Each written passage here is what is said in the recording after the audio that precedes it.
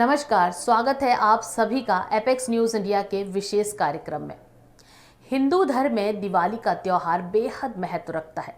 दिवाली महापर्व की शुरुआत धनतेरस से होती है और इसका अगला दिन रूप चौदस यानी कि छोटी दिवाली का होता है। बड़ी दिवाली यानी कि लक्ष्मी पूजा इस छोटी दिवाली के अगले दिन होती है और इस बार लोगों में छोटी दिवाली और बड़ी दिवाली अलग अलग मनाने का या फिर एक ही दिन होने को लेकर असमंजस बना हुआ है। विशेष एपिसोड में विद्यावारिधि आचार्य श्री दीनदयाल मंडली त्रिपाठी जी दिवाली महापर्व को लेकर आए हैं विशेष जानकारी। नमस्कार। सनातन धर्म और भारतवर्ष दोनों के लिए यह जो दीपमाली का पर्व है, यह अत्यंत महिमावान पर्व है। इस पर्व को पंच पर्वा कहा जाता है क्योंकि धनतेरस से लेकर के भ्रातृ द्वितीया अर्थात भैया दूज लोक भाषा में जिसे कहते हैं, इन 5 दिनों के पर्व होने के कारण इसको पंच पर्वा कहते हैं। 5 पर्वों का सनातन धर्म में अत्यंत गौरव है, अत्यंत महिमा है। इसलिए धन्वंतरि जयंती अर्थात धनतेरस से लेकर के यम द्वितीया इन 5 पर्वों से संयुक्त दीपमालिका जो जिसके मध्य में आती है उसको पंच पर्वा कहते हैं। व्रतों के समूह में क्रमिक रूप में निरंतर 5 पर्वों वाला यह एकमात्र ऐसा पर्व है जो प्रतिदिन भिन्न भिन्न दृष्टिकोण से, भिन्न भिन्न उद्देश्य से किया जाता है। उत्सव, व्रत और पर्व सभी का सम्मिलित रूप है यह पंचपर्वा दीपमालिकोत्सव या दीपावली।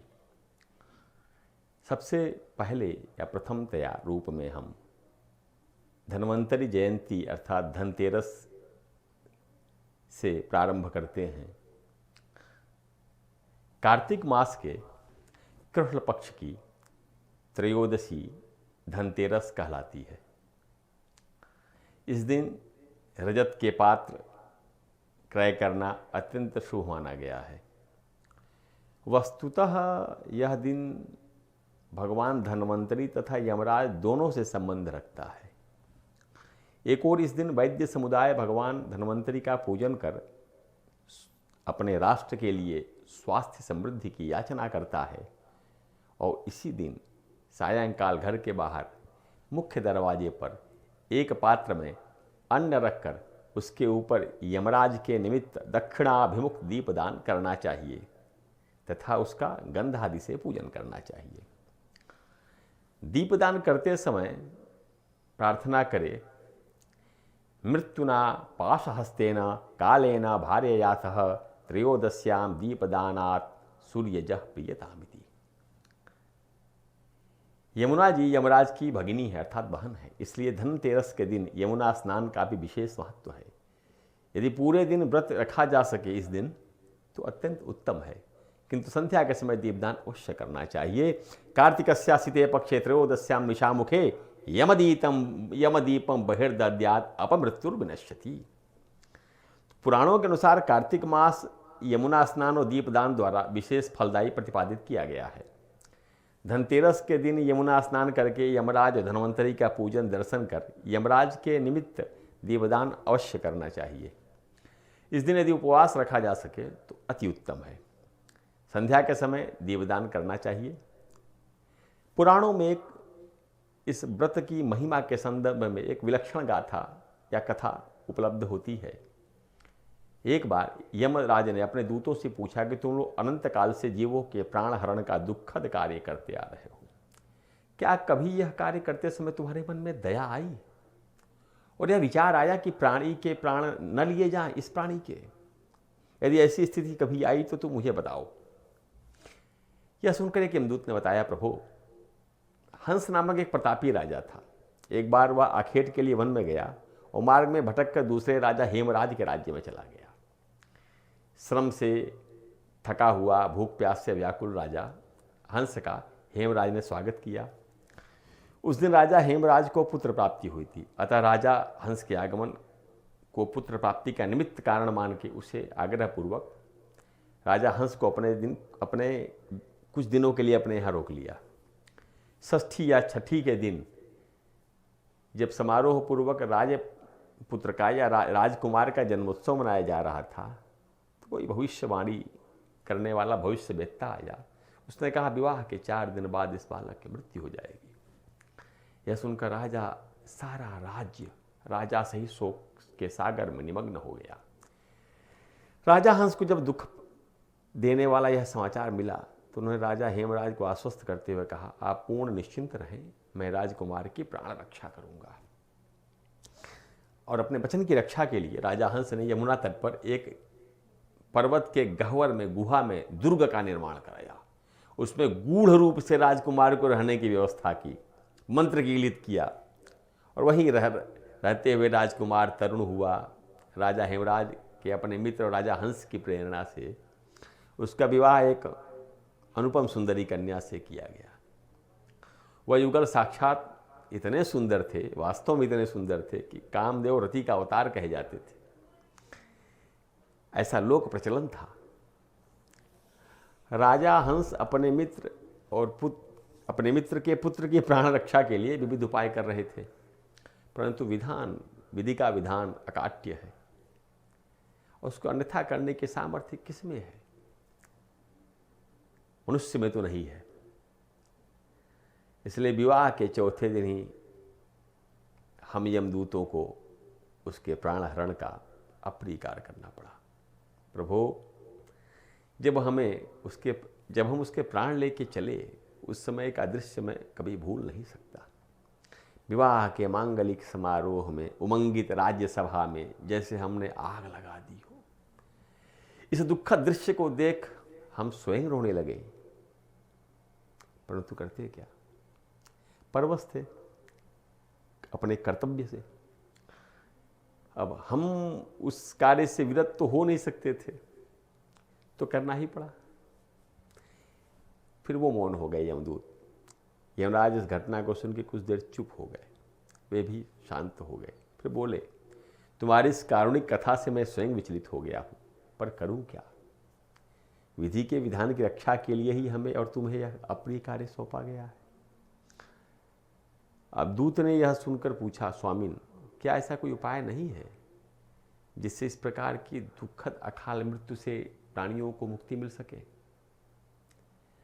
दूत का कथन सुनकर यमराज ने एक विधि बताई, जो अभी पूर्व में सूचित की गई, कि धन्वंतरी जयंती अर्थात धनतेरस के पूजन और देवदान का वर्णन किया और कहा कि इसको करने से मनुष्य को कभी अकाल मृत्यु का सामना नहीं करना पड़ेगा। यही नहीं, जिस घर में यह पूजन विधान संपादित किया जाएगा, उस घर में भी कोई असामयिक या अपमृत्यु या अकाल मृत्यु नहीं होगी। तभी से धनतेरस के दिन यमराज के निमित्त दीपदान की प्रथा निरंतर चली आ रही है। अब दीपदान कैसे करना चाहिए? तो दीपदान के समय मंत्र का पाठ करना है, मृत्युनापास हस्तेन कालेन भार्यया सह त्रयोदश्याम दीपदानात् सूर्यजः प्रीयतामिति।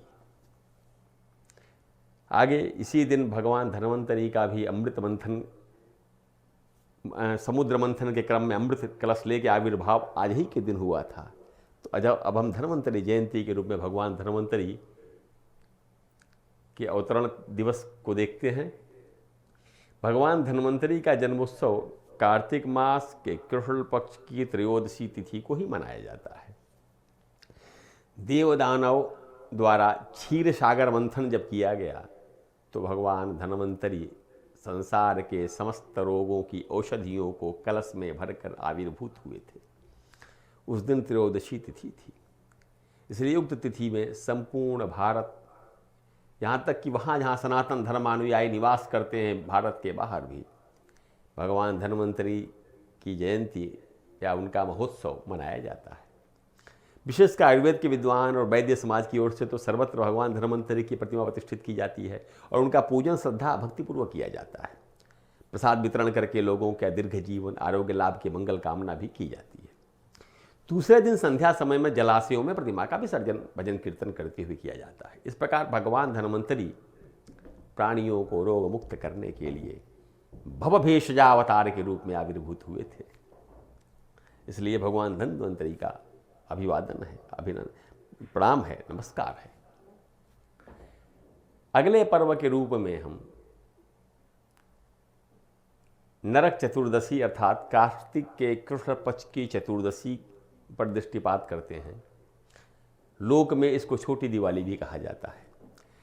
कार्तिक मास के कृष्ण पक्ष की चतुर्दशी नरक चतुर्दशी कही जाती है। चतुर्दशी कैसी लेनी चाहिए? तो सनत कुमार संहिता का मत है कि पूर्व विद्या इसको लेना चाहिए, अर्थात इस दिन अरुणोदय से पहले प्रत्यूष काल में स्नान करके मनुष्य को यमलोक का दर्शन नहीं करना पड़ता, इसलिए अरुणोदय से पहले ही नहाना है। अरुणोदय भी न हुआ ब्रह्म मुहूर्त में। यद्यपि कार्तिक मास में तेल नहीं लगाना चाहिए, तेल निषिद्ध है लगाना, फिर भी इस तिथि विशेष को शरीर में तेल लगाकर स्नान करने का विधान है। जो व्यक्ति इस दिन सूर्योदय के बाद स्नान करता है उसके समस्त शुभ कर्मों का पुण्यों का यमराज विनाश कर देते हैं।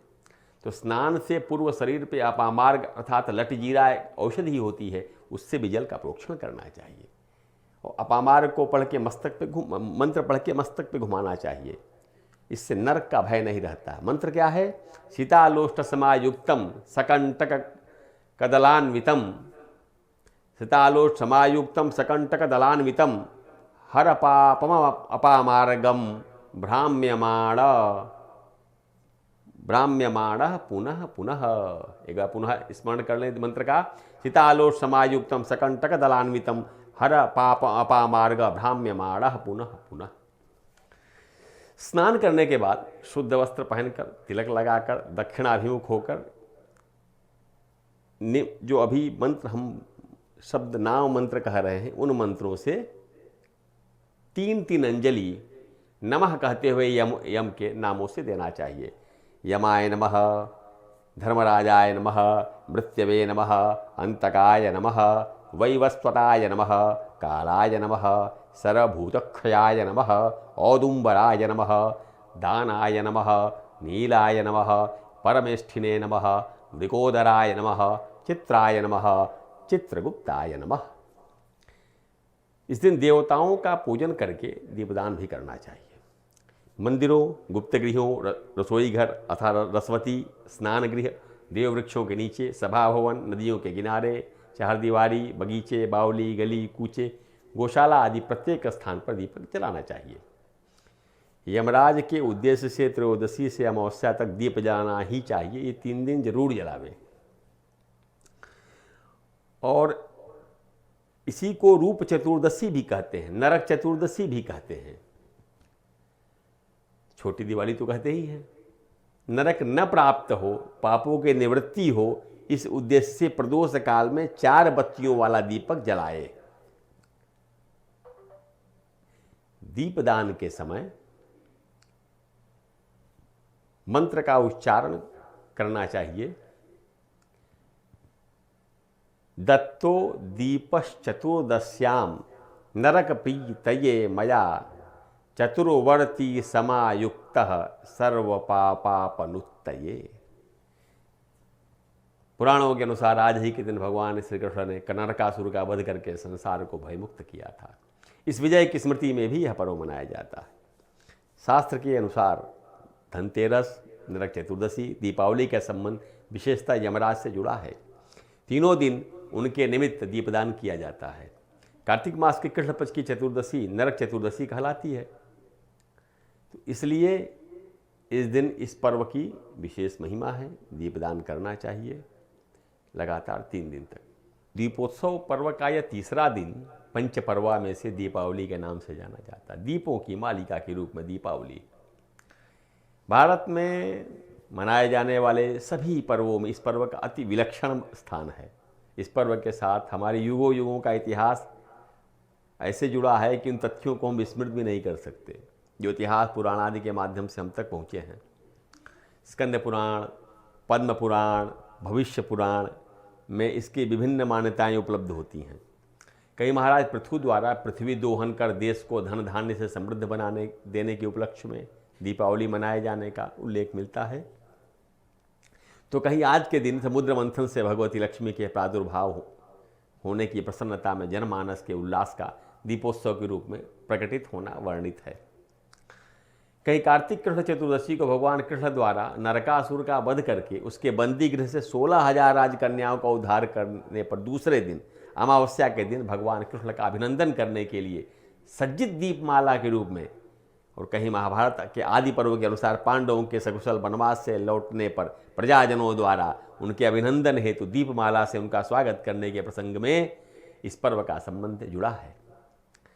कहीं श्री राम के विजयोपलक्ष्य में अयोध्या में उनके स्वागतार्थ दीपमाला से प्रकृत दीपावली का संबंध स्थापित किया गया है।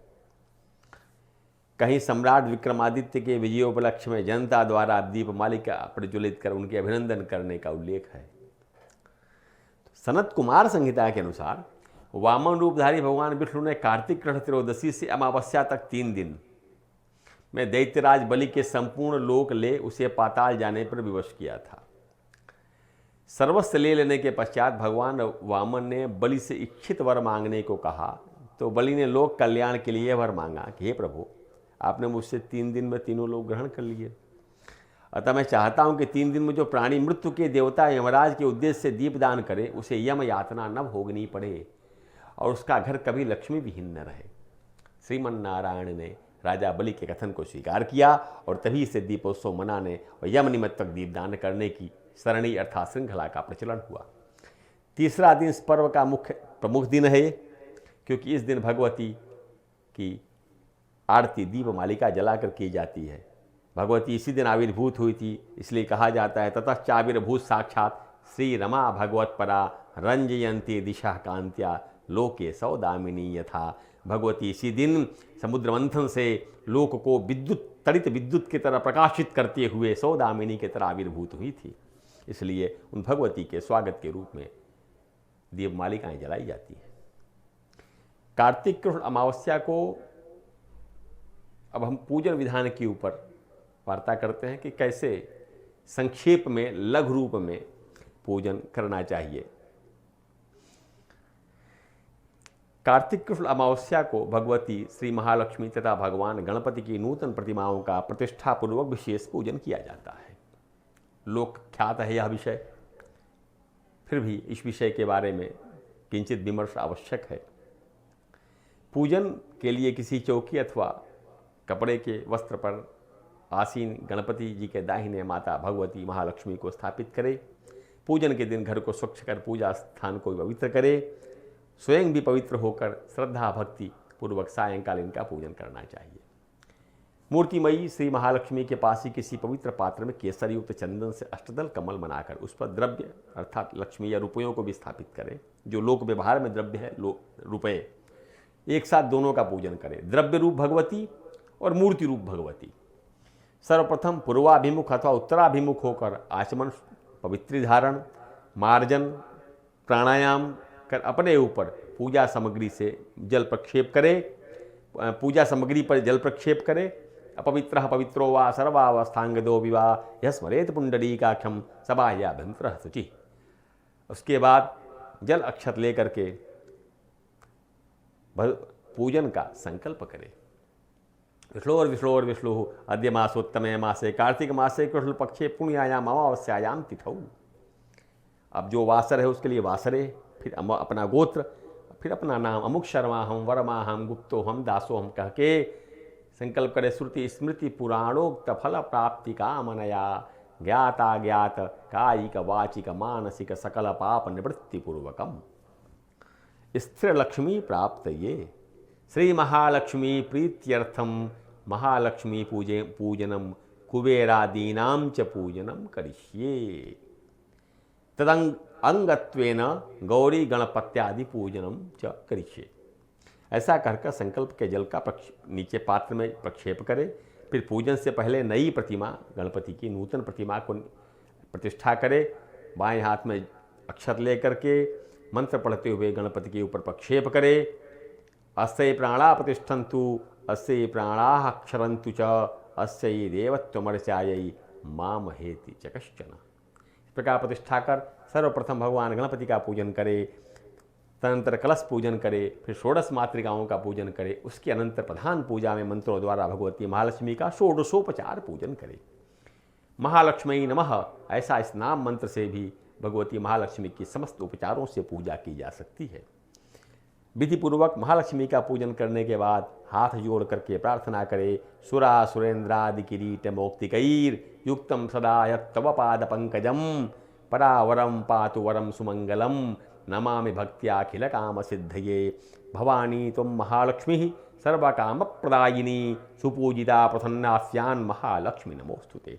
नमस्ते सर्वदेवानां वरदासि हरिप्रिये या गतिस्तत्प्रपन्नानां सा मे भूयात् दर्शनात्। महालक्ष्मी नमः। प्रार्थना पूर्वक नमस्कारान् समर्पयामि ऐसा कह के प्रार्थना और नमस्कार भगवती को अर्पित करें। पूजन के अंत में हाथ में जल लेकर के कृत अनेन पूजनेन भगवती महालक्ष्मी देवी प्रियताम नमः यह वाक्य उच्चारण करके समस्त पूजन कर्म भगवती महालक्ष्मी को समर्पित करे और उस जल को पात्र में गिरा दे भगवती के सामने। भगवती महालक्ष्मी के यथा उपलब्ध उपचार पूजन के अनंतर महालक्ष्मी पूजन के अंगरूप देहली विनायक, द्वार पे जो विनायक रहते हैं उनका देहली विनायक, मसी पात्र अर्थात लेखनी पात्र जिसमें स्याही रहती है, उस लेखनी पात्र का, लेखनी का, सरस्वती, कुबेर, तुला, मान तथा दीपकों की पूजा की जाती है। तो सबसे पहले देहली विनायक का पूजन करते हैं। देहली के विनायक का पूजन करने के अनंतर कुबेर पूजन, तिजोरी अथवा रुपये रखने वाले संदूक आदि को स्वास्तिक से अलंकृत करें। उस पर निधिपति कुबेर का आवाहन करें कि आवाहयामि देव त्वामियाहाय तुम आया ही कृपाम कुरु कोशम वर्धय नित्यम त्वम परिरक्षा सुरेश्वर। इसके बाद ओम कुबेराय नमः ऐसा कहते हुए यथा उपलब्ध पूजन करके अंत में प्रार्थना करें धनदाय नमस्तुभ्यम निधि पदमाधिपाय च भगवन् त्वत्प्रसादेन धनधान्यादि संपदः। इस प्रकार प्रार्थना करके पहले पूर्व पूजित हल्दी, धनिया, कमलगट्टा, कुछ द्रव्य दुर्वा से युक्त एक थैली तिजोरी में रखे। उसके बाद तुला और मान का पूजन करें। सिंदूर से जिस पे वेट करते हैं आजकल, वजन करते हैं, उसका भी पूजन करना है। तो सिंदूर से तराजू इत्यादि पर स्वास्तिक बनावे, मौली लपेटे, तुला पे रहने वाले अधिष्ठात्र देवता का ध्यान करे कि नमस्ते सर्वदेवानां शक्तित्वे सत्यमाश्रिता साक्षी भूता जगद्धाते निर्मिता विश्व योनिना ऐसा कह के ध्यान करे। उसके बाद तुला अधिष्ठात्र देवतायै नमः इस मंत्र से गंध, अक्षत, पुष्प, धूप, दीप, नैवेद्य से पूजन करके उसको नमस्कार करें। और उम्मीद है आपको हमारा ये विशेष कार्यक्रम काफ़ी पसंद आया होगा। तो अब मुझे दीजिए इजाज़त और आप देखते रहिए एपेक्स न्यूज़ इंडिया, सिर्फ सच के साथ। नमस्कार।